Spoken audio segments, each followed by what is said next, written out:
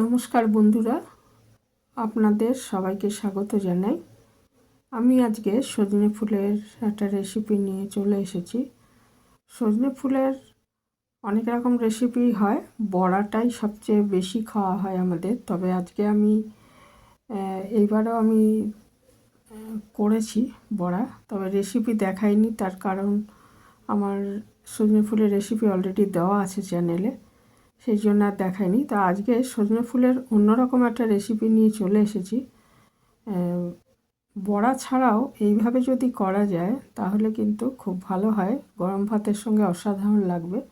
তো সেই রেসিপিটাই আজকে আপনাদের সাথে শেয়ার করব। তো এর জন্য আমি সজনে ফুল নিয়ে নিয়েছি, সেটা ভালো করে বেছে ধুয়ে নিয়েছি আর ধুয়ে রেখে দিয়েছি। আর এখানে আমি একটা মশলা রেডি করে নিচ্ছি। একটা বাটিতে 1 চামচ সাদা তিল, আর 1 চামচ মতো 1-1.5 চামচ পোস্ত নেব, আর 3-4টে কাজু বাদাম, কাজু বাদামের বদলে চীনাবাদামও নিতে পারেন। আর হলুদ সর্ষে 1 চামচ নিয়েছি, হলুদ সর্ষের বদলে কালো সর্ষেও নেওয়া যাবে। আর আমি 4টে কাঁচা লঙ্কা নিয়ে নিলাম। আমি শুধু কাঁচা লঙ্কাতেই রান্নাটা করব।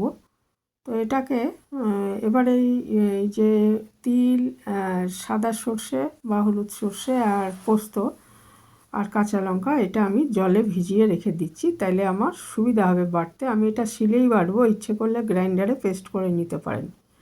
সজনে ফুলগুলো বেছে ধুয়ে নিয়েছি, পরিষ্কারই ছিল, শুধু 3-4 বার ধুয়ে নিয়েছি। আর এদিকে আরেকটা জিনিস, আমি একটু আলু ভাজার মতো করে আলু কেটে নিয়েছি, আর একটু কুমড়ো নিয়েছি, আর কয়েকটা মটরশুঁটি, অল্প কিছু মটরশুঁটি এর মধ্যে দেবো। ইচ্ছে করলে আপনারা আলু আর বেগুন দিয়েও করতে পারেন।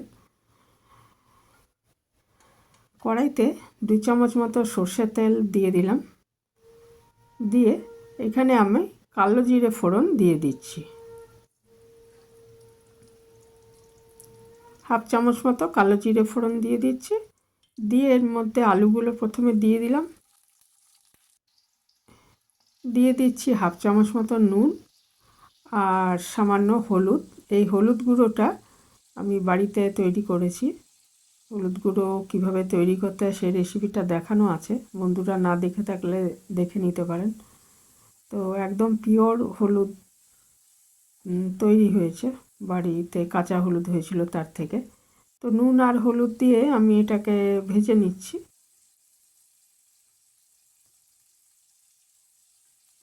আলু আর কুমড়ো একটু ভেজে নিচ্ছি, হালকা করে ভেজে নেব। আর অল্প কিছু মটরশুঁটি এর মধ্যে দিয়ে দিলাম, এটা না দিলেও চলে।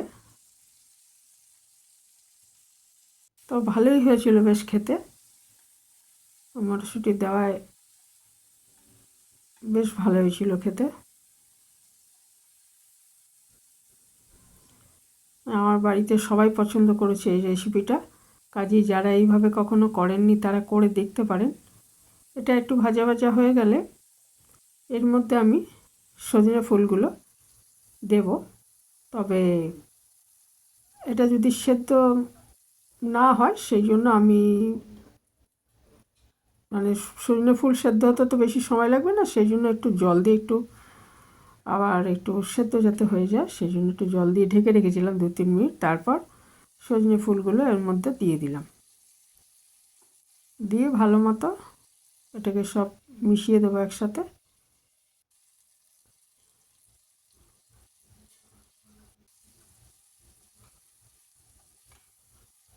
ভালো মতো মিশিয়ে দিচ্ছি। আর বন্ধুরা ইচ্ছে করলে এই সময় একটু চিনি দিতে পারেন এর মধ্যে, তবে আমি কিন্তু কোনো রকম মিষ্টি দিইনি, কারণ কুমড়ো দিয়েছি তো, কুমড়ো এমনিতেই মিষ্টি, সেই জন্য আমি কোনো রকম মিষ্টির ব্যবহার এতে করিনি। আপনারা যদি আলু আর বেগুন দিয়ে করেন তাহলে হয়তো একটু মিষ্টি দিলে ভালো লাগবে, সে আমি কুমড়োটা দিয়েছি বলে আর মিষ্টি দিলাম না। ভীষণই ভালো হয়েছিল খেতে। তাই এইভাবে অবশ্যই একবার বানিয়ে দেখবেন। এখন তো সজনে ফুল প্রচুর পাওয়া যাচ্ছে, এরপরে আর পাওয়া যাবে না, আর কিছুদিন হয়ে গেলে আর পাওয়া যাবে না। ওই যে পেস্টটা বানিয়ে রেখেছি, কাজু বাদাম, তারপরে সর্ষে, পোস্ত এবং সাদা তিলে, সেটা আর কাঁচা লঙ্কা, সেটা এর মধ্যে এবারে দিয়ে দিলাম।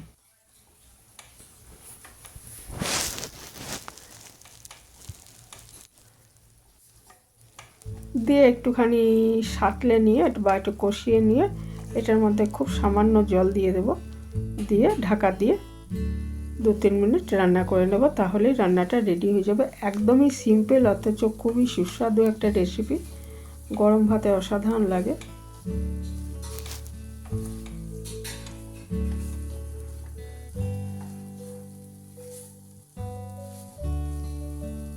আমি কাঁচা লঙ্কা 4টে বেটে দিয়েছি, আর জন্য আর কাঁচা লঙ্কা এমনি দিইনি। ইচ্ছে করলে এটা শুকনো লঙ্কার গুঁড়ো একটু দিতে পারেন। আমার এটা দেখুন একদমই রেডি হয়ে গেছে পরিবেশনের জন্য।